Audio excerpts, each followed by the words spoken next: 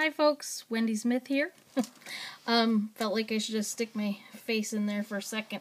Alright, so I wanted to talk to you about dylusions, ink sprays, my homemade ink sprays. I have a tutorial online on how I made these. I don't show it step by step, but it's really easy. I wanted to go into today a little bit of how to use these because they are pretty new on the market, I think, and they're super fun.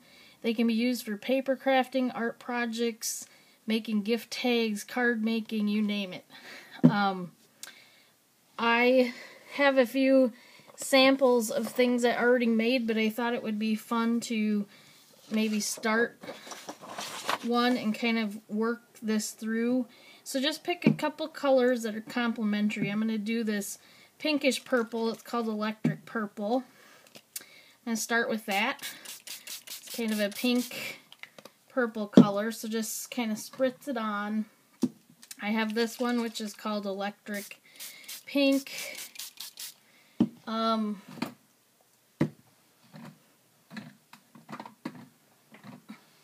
this one, it's called bubblegum pink. So as you can see, I'm using some dylusions and some of my own. So got a nice background working up here. You want it nice and wet, so you want to use, I'm just going to let it kind of dribble around. I also keep a mister bottle of water handy, and we can get them nice and wet, and that's a good thing.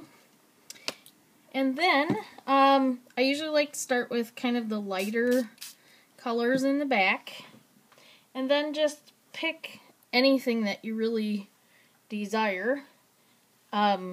Stencils are a wonderful tool, so I'm going to place a stencil on, and then I'm just going to do some dark, lift it up, so you've got a nice stencil mark here started, and then there's a lot of ink on top of the stencil, so let's not waste it. Let's take it over here, flip it over, and use it kind of as a negative effect.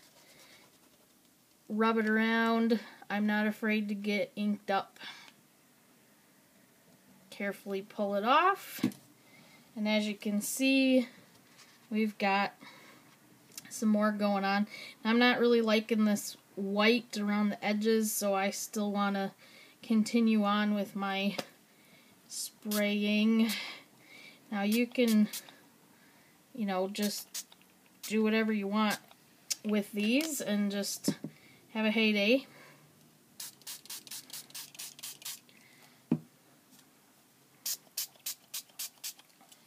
Okay, and then let me show you another effect. I just happen to love this circle stencil. I actually made this stencil out of a piece of plastic that had holes in it. It was off of some sort of storage bin, and I cut the side off because I liked the holes. So take a piece of, and hopefully this will work good, paper towel, and lay your stencil down. I think I'm off the camera here.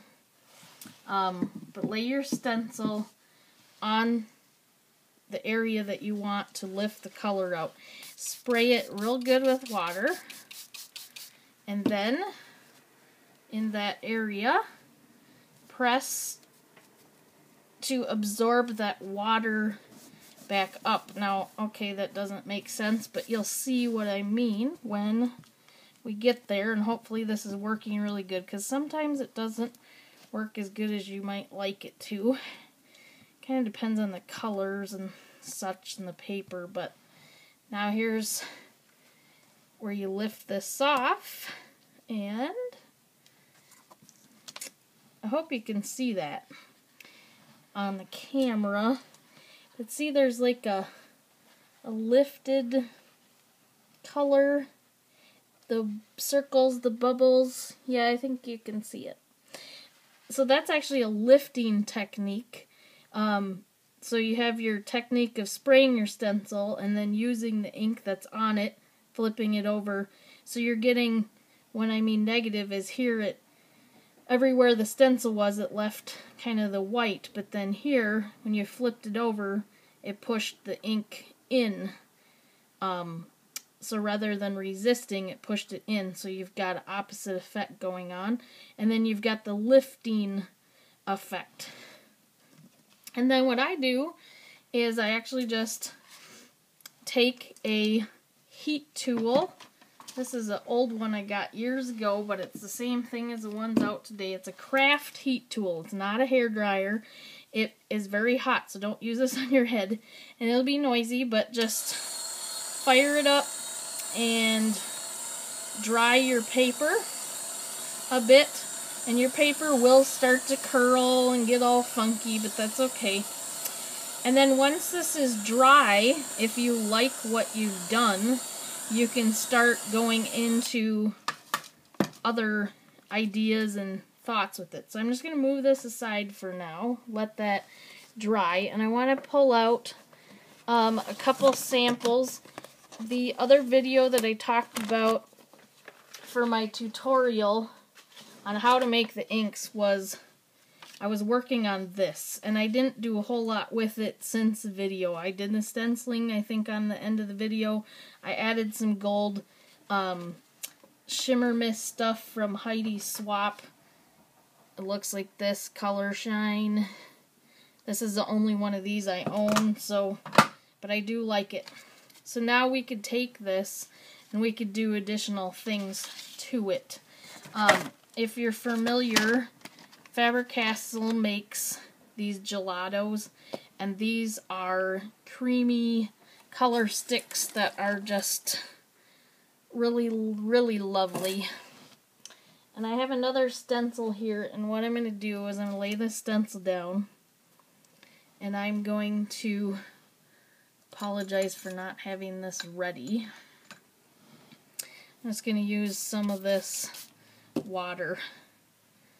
And I'm going to rub this around. I'll go in with my finger and color it in because I don't have a brush here. I was going to use a brush and water, and I don't have one handy. But I just wanted to show you some other things that you can do. Now, gelatos are water soluble, as well as the inks are water soluble. And so, look, you have, I mean, my water kind of seeped through, but we've got a nice little pattern there with the gelatos. If that's too thick or whatever and you're not liking it, you can rub it in and, you know, just do whatever you want with these gelatos and just use a little water. And this isn't going to do anything to your background. If you over rub an area, you might lose your stenciled thing, so, you know, you just have to be brave and give it a try. So gelatos, again, are water soluble, so they work great with the ink sprays, which are also water soluble. And the nice thing is they all clean up with water, except for off your skin. Now, I keep a bucket of water behind me, and I'm going to actually just throw these stencils that are all full of ink in my water bucket so that they're not so difficult to clean. This one has ink on the back too. So I'm just going to let them soak. And just one real quick thing, when you use these sprays, there's a lot of overspray. So if you are concerned about that, you're going to want to protect your work surface. I have the craft mat that's made by Ranger, but it's not very large. It's 15 by 18, and that is not very big when you're spraying. So what I have is over here, and over on the other side, I have some parchment paper. And the reason I'm using parchment paper is because it is heat resistant to 450 degrees. I had some plastic down earlier, and the plastic was bubbling and melting when I would run my heat tool. So the parchment paper and the craft mat are heat resistant, so those work really good. So I hope that's some helpful information for you. And this stuff does clean up with water, so if you do overspray it, you know, you can clean it off. I just don't like that mess. So there you go. And this one's not dry yet, but you have a good idea on how they work. Thanks.